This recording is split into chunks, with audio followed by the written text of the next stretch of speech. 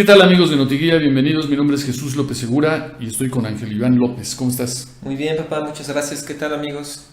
Ayer hubo una reunión de Peña Nieto con su gabinete en pleno y con algunos empresarios para calcular los costos de la reconstrucción, como le dicen ellos a lo que tiene que venir después de la fase del rescate.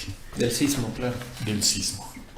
Ahora bien, no hubo representantes de la sociedad civil, que son mayoritariamente jóvenes que han estado de manera espontánea participando de una manera solidaria, generosa, extraordinaria en las labores de rescate. No se les toma en cuenta. De esto se queja mucho Julio Hernández López en el programa de Ciro Gómez Leiva. Y tiene razón don Julio, ¿no? Eso es lo primero que llama la atención.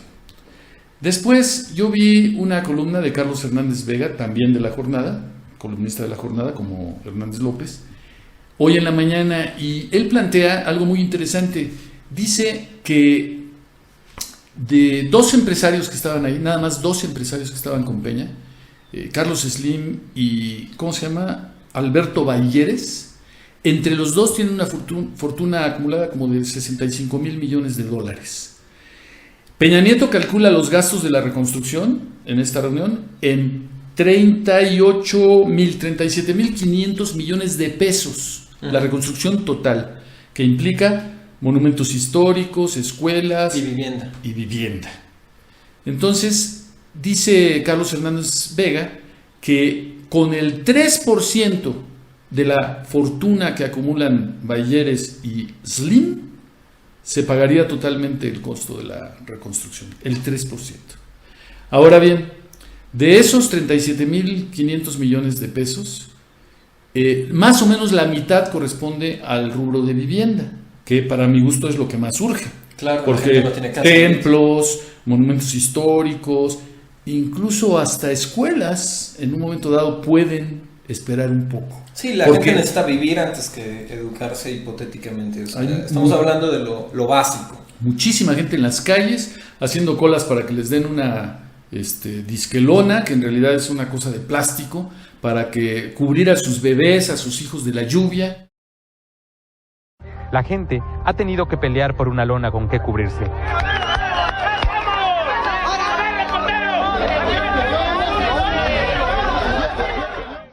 Él y sus vecinos afirman que han hecho filas de más de 10 horas para que les den una lona. Con 2 días, tengo uno ahí, con 2 días ya pasa la humedad por acá, ya empieza a gotear. Empieza a gotear. Por la humedad del agua, ya empieza el otro lado a chorrear, pues. Una lona les fue entregada por parte del gobierno municipal. Una lona para las 10 familias que habitan todo un callejón. No, pues no es suficiente, como tenemos los niños chiquitos. Pues mientras nos vamos a dormir ahí con la vecina, pero pues no alcanza ahí. Hay gente que está haciendo colas tremendas de varias cuadras para recibir un poco de agua. Se están peleando ya, está a punto de un estallido social en Iztapalapa, por ejemplo, con el problema del agua. La gente no puede estar en las calles durmiendo indefinidamente. Urge que se reconstruyan las viviendas. Bueno, con esa la nota que tienen estos cuates, entre los dos, Slim y Balleres, podrían dar $1.50 de cada 100 pesos que tienen y resolverían el problema de la vivienda derivada del sismo. Y también él calcula que los 16 ricos de Forbes, que tienen una fortuna acumulada de como 117 mil millones de dólares, 16 personas, tendrían que aportar entonces como 75 centavos por cada peso que tienen para resolver el problema. 100 pesos. Por cada 100 pesos, perdón, claro, para resolver el problema de la vivienda. Eso es algo que uno dice, bueno, tanta solidaridad, tanto que se exalta en las televisoras, la generosidad del pueblo mexicano y todo esto, lo cual es cierto. Pero parece ser que nada más la gente pobre, nada más la gente humilde es la que se solidariza. Hay que ver un video de una viejita a la que le dicen Doña Rosita, que en San Cristóbal Las Casas, esta es una mujer que trabajó como sirvienta como 20 años, según la nota de La Jornada, y murió la persona que la empleaba y la corrieron de su casa. Tiene más de 80 años la viejita. Y ahora vive de limosnas. Vive de limosnas en extrema pobreza, y fue a donar a un centro de acopio de San Cristóbal Las Casas 1 kilo de frijol y una bolsa de sopa de pasta, y así como ropa usada, algo así. Ahí fue, apenas puede caminar y fue a donar. Parece ser que en México es inversamente proporcional la generosidad de la gente Con su fortuna. Mientras más ricos, más codos. ¿Qué les costaría a estos ricachones, que además se han hecho ultramillonarios como Slim? Pues gracias a nosotros, que les estamos pagando, por ejemplo, el servicio de Infinitum, que por lo menos aquí donde nosotros vivimos es una auténtica porquería. Nos venden 10, 20 megas y nos llega mucho menos. Y ya no digamos Megacable, que es un asco el servicio que dan aquí donde vivimos, y que les pagamos 100 megas y te llegan 2 megas, y hablas con sus ejecutivos, con Moisés Peralta y con otros altos ejecutivos de Megacable, y te dicen 50, 100 veces que hables con ellos, te dicen que te van a resolver el problema, y nunca lo resuelven, ¿no? Se han hecho millonarias estas gentes, brindando pésimos servicios a la población, y no son capaces en una situación como esta de emergencia nacional de desprenderse como un pelo al gato de su fortuna. Es algo verdaderamente siniestro, ¿no te parece? Me parece completamente de acuerdo a tu apreciación. Efectivamente, parece que la gente rica no tiene solidaridad, no tiene conciencia social muchas veces.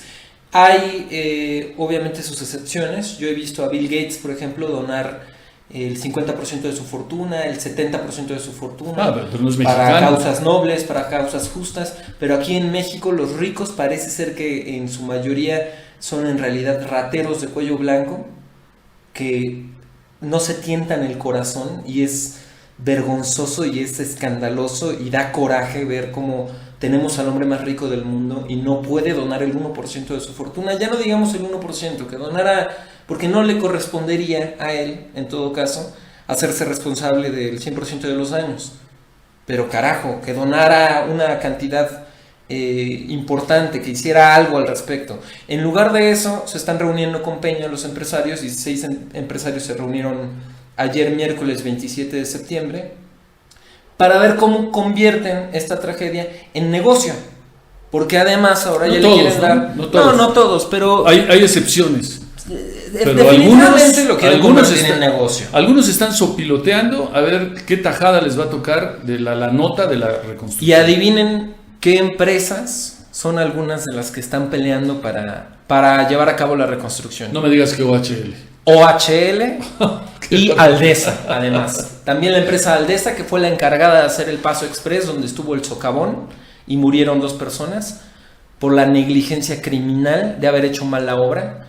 Y me pregunto, ¿así van a reconstruir los edificios? Vamos a tener que estar hablando dentro de 10 años sobre quién sabe cuántas personas que murieron porque reconstruyeron mal los edificios, porque utilizaron material de baja calidad o porque no hicieron otra vez bien las salidas de agua, etcétera. El dinero de la reconstrucción. Además, para mí es un crimen que quieran reconstruir en el mismo lugar, porque el DF es una ciudad que se está hundiendo. Antes había un lago ahí, carajo, hay 30 metros de fango debajo de las construcciones.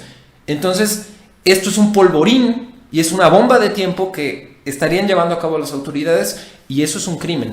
Carlos Puch y Héctor Aguilar Camín en Milenio Televisión han estado ilustrando en forma muy clara cuál es el mapa del riesgo sísmico en la Ciudad de México, que está ya perfectamente determinado, y sería un crimen de lesa humanidad reconstruir en esa zona, que es, como tú bien dices, la zona que corresponde a lo que fue desde el lago de Texcoco hasta Azcapotzalco, pasando por una serie de delegaciones, la Colonia del Valle, División del Norte. Ellos han ilustrado muy claramente y bueno, yo no los vi, no sé si los invitaron, por ejemplo, a ellos o a los sismólogos profesionales a los que ellos citan, que son científicos acreditados. en estas reuniones, ¿no? Yo creo que citaron a cuates. Pero si no hacen comparecer también a las gentes de la sociedad civil que están pues rompiéndose el alma para salvar vidas en los escombros, y no se les toma en cuenta. Yo creo que el dinero que se recaude para la reconstrucción debería entregársele directamente a las personas afectadas, directamente, sin ningún intermediario, como si se les estuviera pagando un seguro, o como si ellos hubieran vendido su vivienda, que se les pague al valor comercial que tenía su vivienda antes del desastre, para que esta gente que se vio afectada, y no solamente por perder su vivienda, sino en muchos casos por haber perdido a uno o más seres queridos, tenga la oportunidad de tener el dinero suficiente para irse a construir con quien él quiera y conforme a los lineamientos que él determine y donde él quiera, sobre todo. Porque si no los están condenando a otra vez estar en una zona que te de hagan desastre. Una casa de interés social como las que anduvo coordinando Jorge Carlos Ramírez Marín en los desastres de las inundaciones de los ciclones de 2013. Guerrero de 2013, que hasta la fecha siguen teniendo problemas con ese 4 asunto. años después no han terminado de entregar las casas, y las que han entregado se están cayendo porque están mal construidas. ¿Qué confianza Entonces, puede ¿queremos tener? que reconstruyan así el Distrito Federal? Yo no. ¿Qué confianza puede tener la gente en las autoridades con esos antecedentes? Uh-huh. Ahora, rápidamente, yo quisiera hacer otro ejercicio de comparativo. Ya comparamos el grado de solidaridad que puede tener una gente humilde, que no puede haber una gente más humilde que doña Rosita, con alguien que no puede ser el hombre más rico. Que No puede podría ser más rico que lo como intentara, Carlos sí. Slim, ¿no? Ya lo comparamos. Ahora vamos a comparar una situación que puede sonar de mal gusto y espeluznante, pero creo que vale la pena hacerlo. ¿Tú quién crees que sufra más? Un padre que sabe que su hija adolescente, por ejemplo, está atrapada en los escombros por el sismo, que puede esperar 1, 2, 3 días o hasta una semana para saber si tiene vida su hija, si va a ser rescatado su cuerpo o no, si está sufriendo, si está herida, cuál es su situación. Es algo terrible, espantoso lo que vive, y eso es una ilustración muy gráfica de la tragedia que inmediatamente despierta la solidaridad automática de mucha gente generosa, de miles de mexicanos, sobre todo jóvenes, ¿no? Pero porque la tragedia es ahí gráfica. Entonces este señor hipotético está esperando a ver si se rescata a su hija, pero está rodeado de gente. Está rodeado de gente solidaria. Hay hasta perros maravillosos como la perrita esta Hay fiera, brigadas de grupos de rescate trabajando. Vienen de Japón, de Estados Unidos, de muchos países expertos para ayudarlo. Están los medios de comunicación ahí, lo arropan, lo apapachan, en fin. Hasta uno que otro secretario que quiere lucirse y salir en una foto, ¿no? Como Aurelio Nuño, ¿no? Uh-huh. Bueno,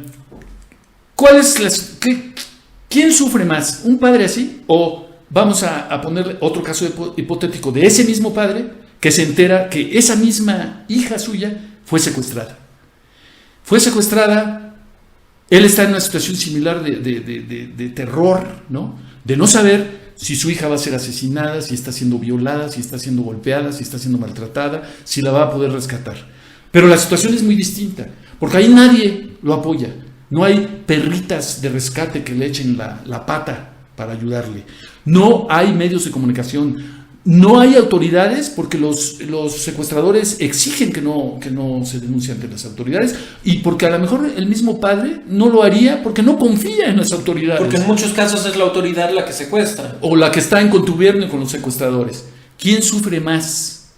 Yo creo que sufre más ese padre que vive el secuestro de una hija, y es terrible hacer la comparación, pero vamos a los números.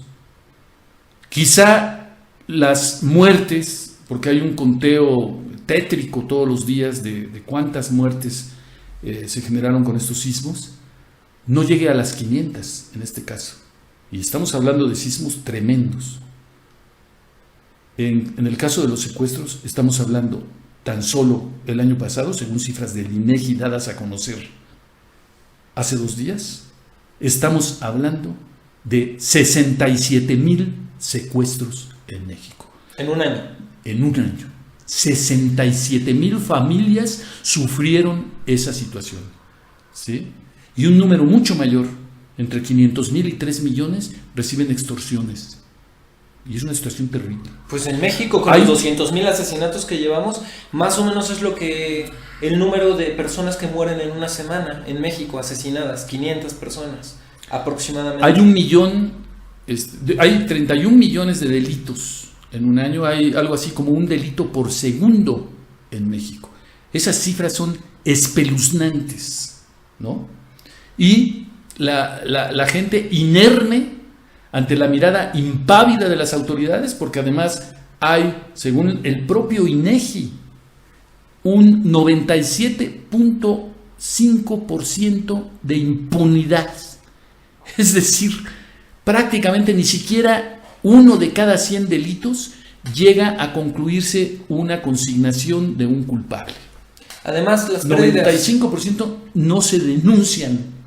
Además, las pérdidas económicas que genera la delincuencia equivalen a más del 1% del PIB, nada más en gastos de seguridad, en lo que la gente paga para sus chapas, para cámaras de seguridad, para perros de defensa, etc. Bardas. Además de que la cantidad de dinero de sobornos, de robos, etc., es mucho mayor.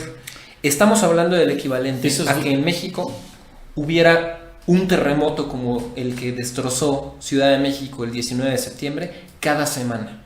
Ese es el equivalente en número de muertos, en pérdidas económicas, y ya nos acostumbramos a vivir en el infierno y a vivir en el terror, porque es eso, es una costumbre. Ojalá la solidaridad que despierta el impactante hecho doloroso, gráfico, de ver derrumbarse un edificio sobre las personas, lo cual impacta hasta tal punto que la gente reacciona.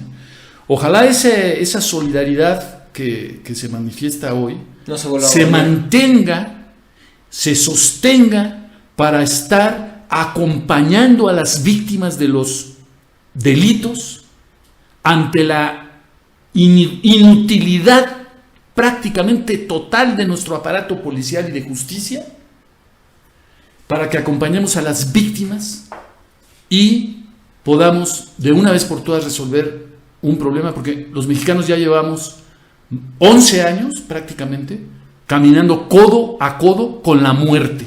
Ya nos acostumbramos, ya los noticiarios de televisión hablan de los descabezados, de los ejecutados, de las masacres, como si nada, con una naturalidad, ya totalmente acostumbrados a una situación que definitivamente no podemos aceptar que continúe así, ¿no? Por supuesto, estoy de acuerdo contigo.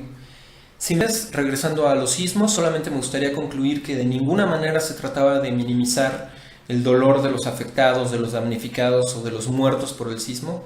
No era una falta de respeto. Es importante el comparativo cuando se habla de la delincuencia, de la inseguridad, de los asesinatos, porque se vive con la impunidad total de las autoridades. Y estas personas, las personas que son secuestradas, que son violadas, etcétera, también merecen voz y también merecen los micrófonos que tienen las víctimas de la tragedia del sismo.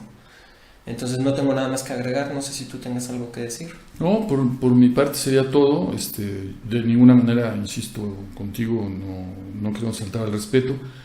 Es un comparativo hipotético, quizá inoportuno, pero no, yo creo que es muy oportuno. El dolor es el mismo, pierdas como sea a tus seres queridos, es inenarrable, es un infierno, es algo espantoso, pero más indigna cuando no es producto de la casualidad, de la mala suerte, del desastre natural, sino que es producto de otros seres humanos enfermos y muchas veces de la complicidad de las autoridades, o por lo menos de su indiferencia prácticamente total. Estoy completamente de acuerdo. Muy bien, amigos, hasta la vista.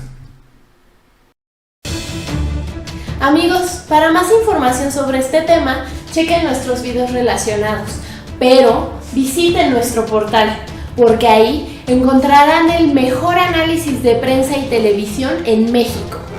Y suscríbanse a nuestro canal.